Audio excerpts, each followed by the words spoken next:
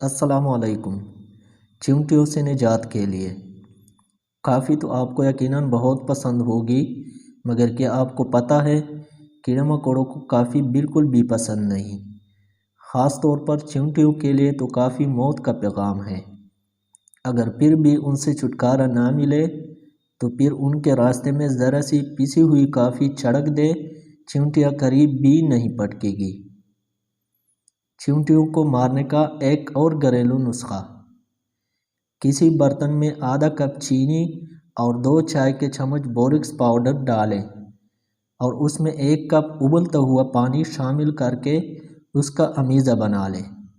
फिर उस अमीज़े को किसी ऐसी जगह रख दें जहां चिमटियों और मकोड़ों का आना जाना लगा हो।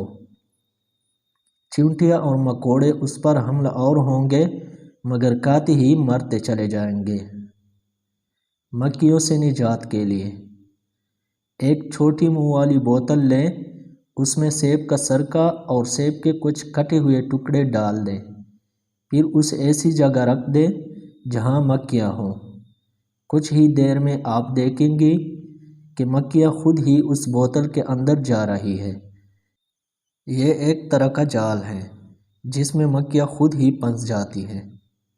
पौधों के कीड़ों के लिए 1 गैलन पानी में 3 चम्मच सुर्ख मिर्च काट कर डाल दें।